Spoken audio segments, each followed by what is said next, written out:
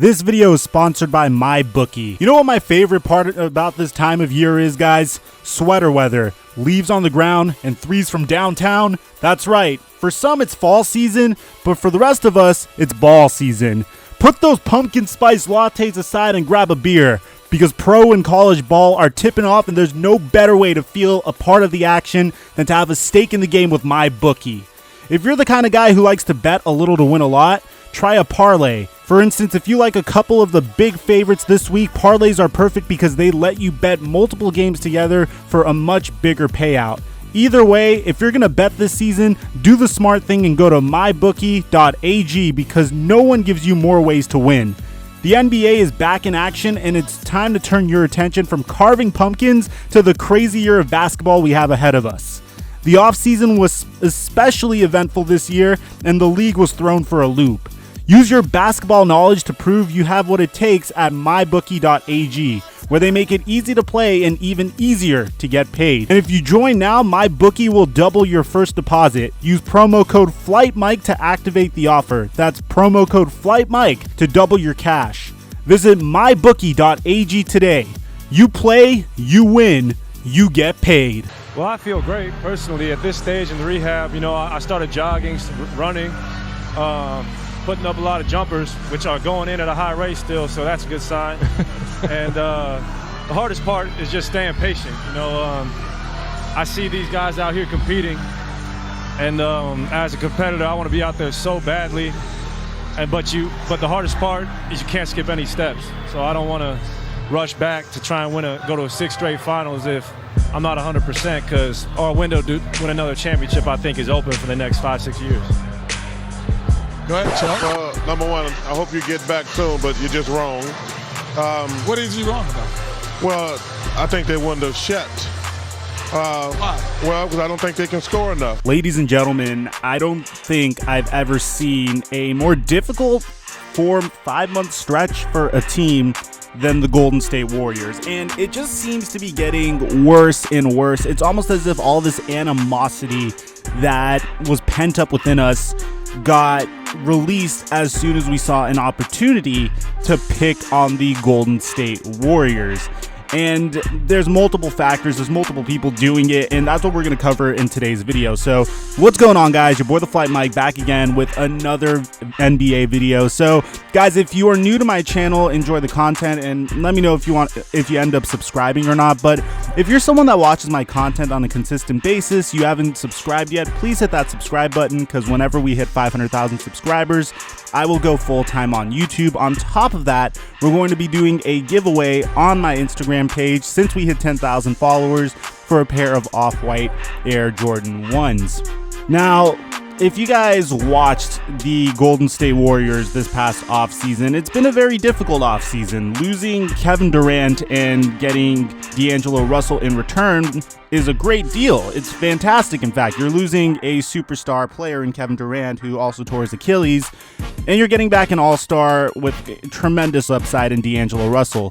But that's not the only player the Golden State Warriors lost. They also lost Andre Iguodala, but they also they got back a brand new arena. Chase Center has been very, very hyped up, and that's how they opened this season.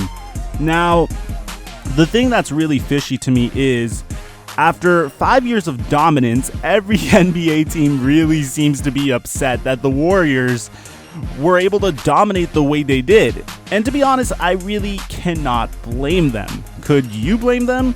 Because first of all, like, as dominant as they were, and as much as I really appreciated the way Steph Curry and Klay Thompson changed the NBA, I thought it was annoying as hell that I was watching them in the finals every year against the Cleveland Cavaliers. It was getting repetitive and boring. Right when you thought it couldn't get any worse, they got Kevin Durant, and it just got worse and worse, and that just completely threw off the competitive balance of the league. And that's what most of us were complaining about. So in this video, we're going to cover everyone's reaction to the Golden State Warriors start of the NBA season. Now, of course, we shouldn't really be blowing this too out of proportion. You know, it is kind of scary to see a brand new team get blown out in their very first game against a team that doesn't even have their second, or you could, if you want to make the argument that Paul George is the Clippers' best player, then go ahead, but I think he's their second best player. The fact that they lost to the Clippers without Paul George in such a fashion, to the point where it wasn't even close, is kind of scary. But like, to start things off, we're going to begin with the halftime report of that game, and I thought it was super cool that they had Klay Thompson, and I'm starting to feel more and more that if you're a basketball player, if you're a current NBA player, never go on to the TNT Inside the NBA halftime show or post-game show, because it seems to me that these guys just destroy anyone that goes onto their show. Either that or they really want to get a soundbite. I remember when Dwight Howard was on that show and Shaq just tore him a new one. It was just so unnecessary, and I wasn't even a Dwight Howard fan. I actually really despised him, and I'm just recently getting over how I feel about him because, he's on my favorite team again. But I remember thinking how unnecessarily they thrash Dwight Howard. But it gets a little bit ridiculous here, and you could kind of just see the awkwardness in this clip right here. Go ahead, Chuck. Well, number one, I hope you get back soon, but you're just wrong. What is he wrong about? Well, I think they won the shot. Why? Well, because I don't think they can score enough. I want to make my other prediction, and I was wrong before the game. I said they were going to be the 7-8 seed. They're not going to make the playoffs because they just can't score enough. You look So at. you can tell after one half of basketball. Playing with the best defensive team, the Clippers. No, but not just that, Candace. When you look at your team, you say, okay, Steph can get me 30. D'Angelo can get me 20. But Draymond, even though he's a heck of a player, he only going to get me 15. That's not enough in the Western Conference this year. Would you like to respond to that, Clay? I mean, Chuck has the right to be a little pessimistic, but I think these young guys are going to step up, man. I did a shooting drill with Jordan Poole yesterday. He smoked me 3 out of 5 spots. Glenn Robinson has plenty of experience in this league. I really like what Marquise has given us this training camp. We kind of revived him, and it's I think it's exciting, man. I think we got enough guys to get us. So the clip begins very innocently. Klay Thompson is just being optimistic, being very positive, and saying, hey, I think our championship window is still open. Life is good. We can make it work with D'Angelo Russell. I'm just working on getting back from my injury. Charles Barkley did something here that really reminded me of a podcast that CJ McCollum had with Kevin Durant. I think it was a year ago or 2 years ago, where CJ McCollum was sounding very optimistic, very hopeful that the Portland Trailblazers could compete for a championship. And that's what you should do. You need to believe that you can win a championship if you want to win a championship. I don't care how much the odds are stacked against you. If you don't believe in yourself, no one is going to believe in you. You're not going to make it in anything you do. And Kevin Durant just shut down CJ McCollum, saying, bro, you're tripping. Like, we're the Warriors. We got 4 all-stars on one team. It's not happening. Well, Charles Barkley does something very similar to Klay Thompson here, and pretty much says, you are tripping. Your championship window is closed. It's been closed. I don't even think your team makes it to the playoffs this year, which is super bold because I didn't think the Warriors were a championship caliber team. And that's not only because they lost Kevin Durant, it's because they have 9 new players on that squad. They lost their glue man, Andre Iguodala. They literally don't have Klay Thompson this year either. They only have Draymond Green and Steph Curry from last year. And at the same time, they have to acclimate D'Angelo Russell to their new system. But Charles Barkley, also, you can make an argument that there's some animosity within him because this man, I don't know if you guys watched this brand new SB Nation piece on him. It was actually really cool. It's like this series that they do where they take a player and say why he's never won a championship. Long story short, Charles Barkley has really had some horrible luck when it's come to competing for championships. But when he was drafted to the Philadelphia 76ers, he really had his opportunity to compete for a championship in that first year or two. It didn't really work out. The Sixers got old and they began not playing so well. He demanded a trade, almost got traded to the Lakers, but went to the Suns instead. and competed there very hard for a couple years, but Michael Jordan was dominating before Charles Barkley eventually tried to ring chase with the Houston Rockets but failed to do so and then retired. And that's pretty much how Barkley's career went. He's never been able to win a championship, so clearly there's some jealousy going on here between him and Klay.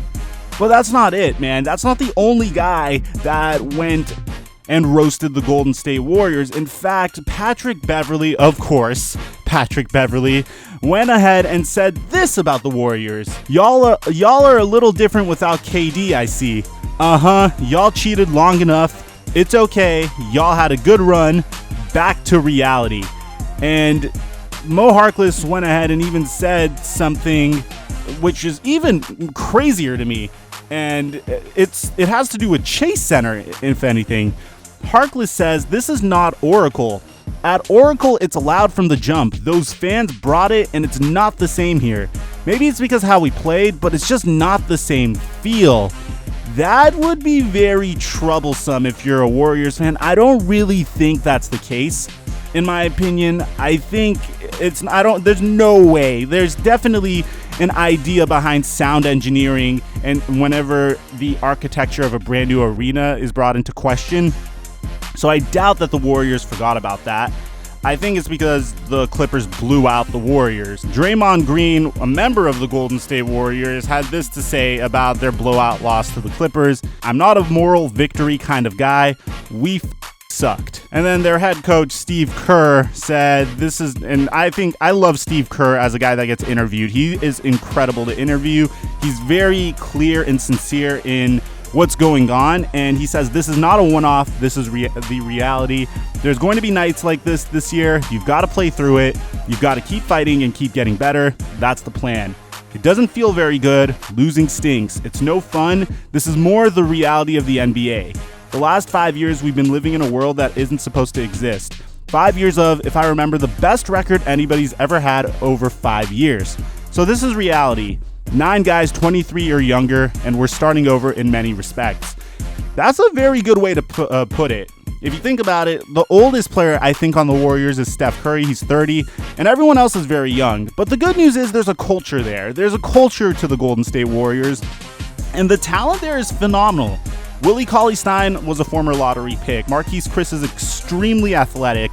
And we're talking about a team that was able to give players such as Andrew Bogut, a guy that could barely move, a second lease on life in their system. Andrew Bogut was able to reinvent himself as a member of the Golden State Warriors when he was initially traded there. I feel like a lot of these players are going to buy into the culture and become successful on the Golden State Warriors team, although I don't think they're going to be as dominant as they once were. Regardless, what's important is the culture is in place. They have a stable head coach. They have multiple Hall of Famers. I think this is going to be a down year for them, but once Klay comes back, which isn't this year, it's next year, which again, I think is a very smart move, they're going to be a great team. So let me know what you guys think in the comment section about what everyone had to say about the Golden State Warriors. Do you think their time is done? Do you think they're never going to win a championship again with this core? Or do you think they have a couple more runs left in them? Do you even think they could surprise some teams and make it to the playoffs this year? Or do you think they're going to miss the playoffs altogether? I'd like to hear what you have to say. I want to give a huge shout out to my Patreon patrons, Grant, Kevin, and Icy Jalen Brown Twitter.